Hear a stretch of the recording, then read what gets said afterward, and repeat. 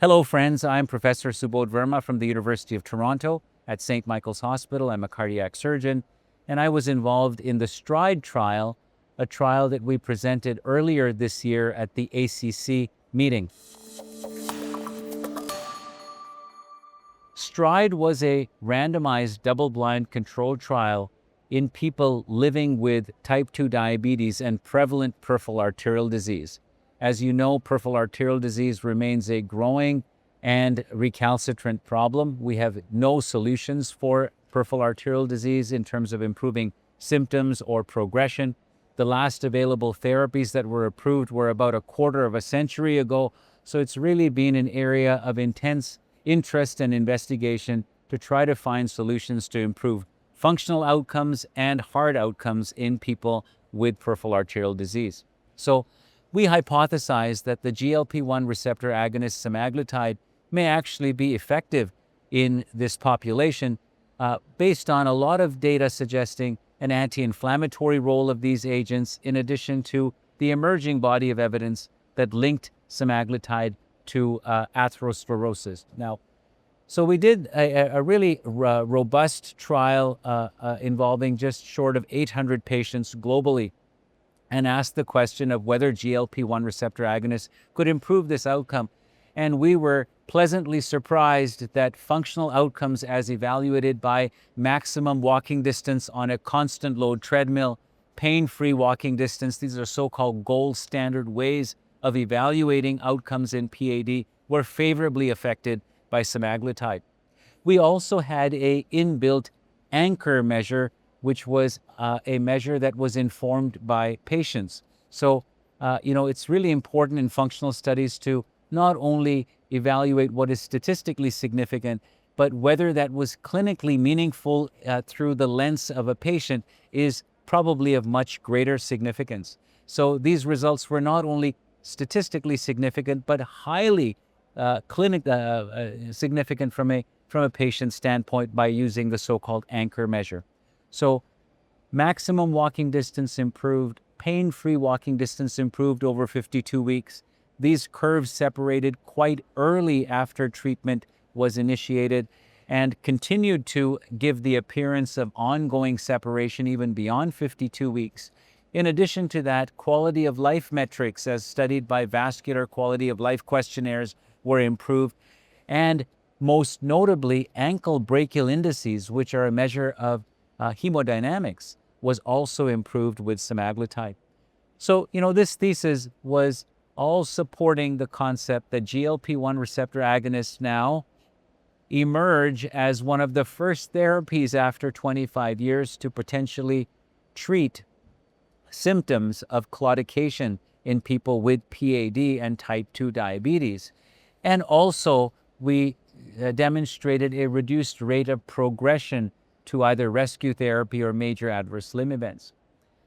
Now, what we presented as a late-breaking clinical trial analyses from STRIDE at the ESC meeting, published simultaneously in JACC, was the sex-specific differences. And you may ask the question, why did you do that? One, because there's limited sex-specific data in people with PAD. There's very little data in females to inform baseline characteristics and overall sort of natural history of PAD in this population.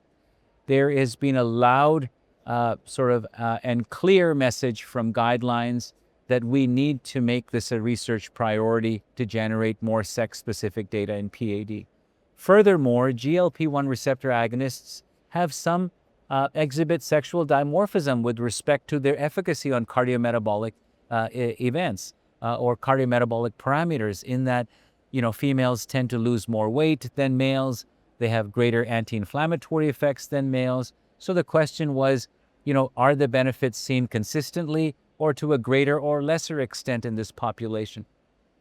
And finally, we wanted to underscore really, what are the risk factors at baseline in females compared to males that actually lead to, early symptomatic peripheral arterial disease. So all important questions, and we're very grateful to JACC for actually publishing this simultaneously. So what we found is that a quarter of the patients were female. Females tended to be younger. And females had some unique demographic, differences compared to males, even though the entry criteria was similar between males and females.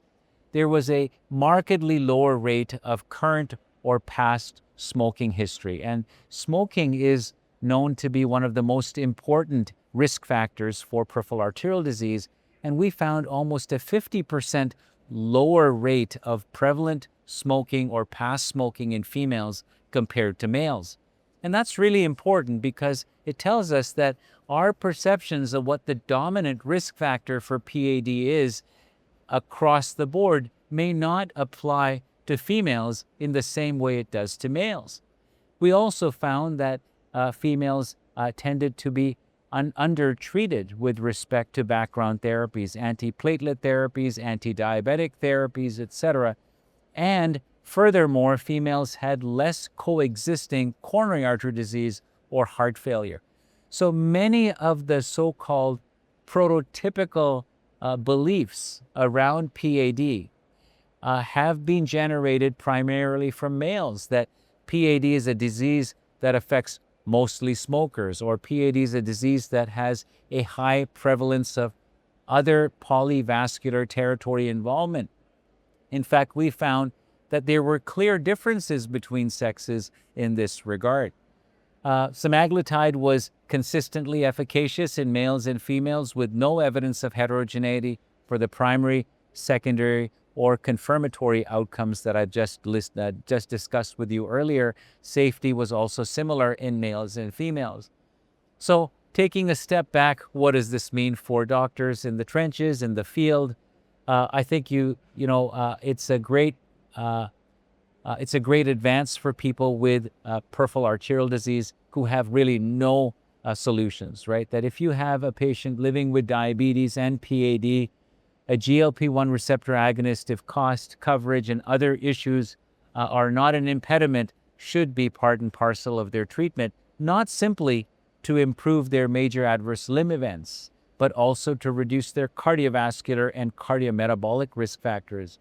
And I hope that this research at STRIDE will catalyze larger trials looking at harder endpoints such as major adverse limb events in people with and without diabetes, to help inform us whether this can actually have even more of a dramatic effect in terms of reducing rates of amputation or other types of limb salvage procedures or interventions in the future.